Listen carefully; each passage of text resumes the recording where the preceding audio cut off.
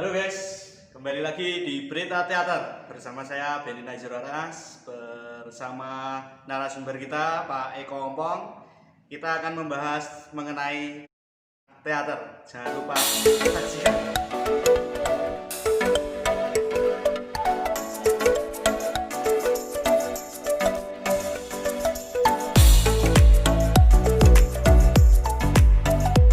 Oke, kembali lagi di Berita Teater.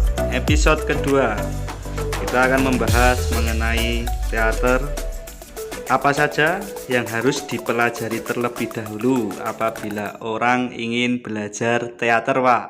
Oke, jadi kalau untuk urusan itu kita coba melihat dari berbagai macam pengalaman dari berbagai macam kelompok teater ya.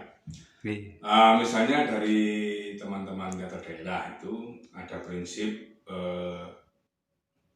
mimesis atau menirukan. Terus istilahnya nyantrik. Jadi seorang yang ingin belajar teater di dalam komunitas teater daerah itu biasanya nyantrik. Datang melihat para senior berlatih, lalu kemudian dia menirukan. Kalau di Jawa Timur sampai ada istilah nyebeng, artinya orang itu cantrik itu harus ngikuti senior-seniornya pentas dan dia nonton di samping panggung. Lalu dia menyaksikan para senior itu bermain, berakting, lalu kemudian dia menirukan. Nanti pelatih atau pemain senior yang menganggap dia sudah bisa menirukan dengan baik baru di casting. Kira-kira begitu. Nah, di dalam sanggar atau kelompok teater modern pun ada yang seperti ini.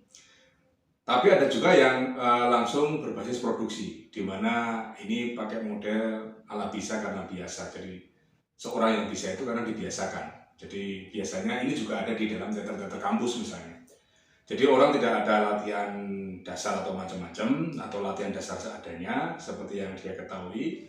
Lalu kemudian langsung masuk ke naskah, di mana semua anggota teater dibagi naskah, lalu kemudian diminta membaca dan sebagainya, dan di situ sutradara atau pelatih memilih atau mengcasting kamu menjadi ini dan sebagainya. Jadi proses latihannya itu langsung menuju pada naskah, pada produk yang akan dibuat. Kira-kira begitu, ada yang seperti itu.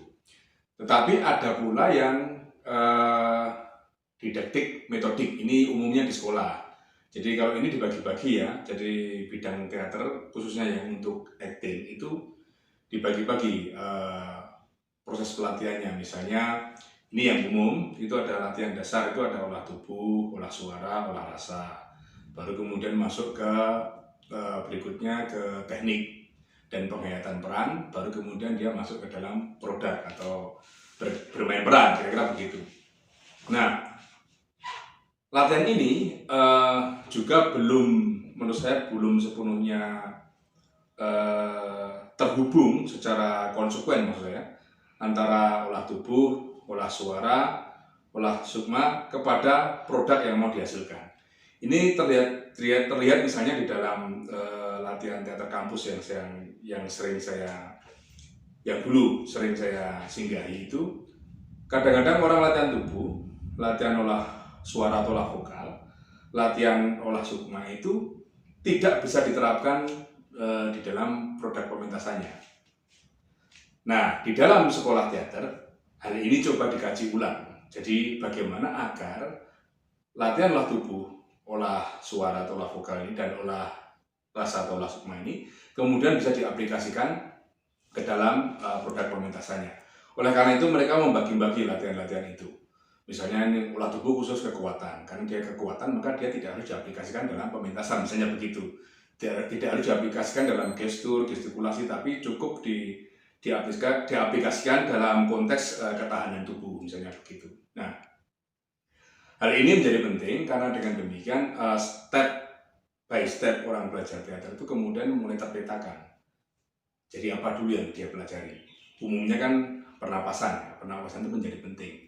Karena tanpa pernapasan yang benar, nanti kalau tiba-tiba dia latihan olah tubuh, dia akan mudah capek. Tanpa pernapasan yang benar, dia latihan olah suara, dia akan juga mudah capek.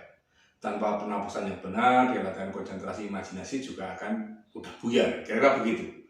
Jadi, tetapi apakah ini 100% benar? Itu juga menurut saya sangat tergantung dari konsistensi pengajaran dan kemudian juga kedisiplinan dalam berlatih. Karena kadang-kadang yang sering lihat juga, ini sering-sering di tengah jalan putus dan sebagainya. Atau di sekolah misalnya pengajar yang ini piawai di bidang pernapasan, satu hari nggak masuk, diganti pengajar yang lain, putus juga. Kadang-kadang begitu. Jadi banyak hal yang bisa membuat ini tidak berjalan secara konsisten. Tapi intinya begitu ya.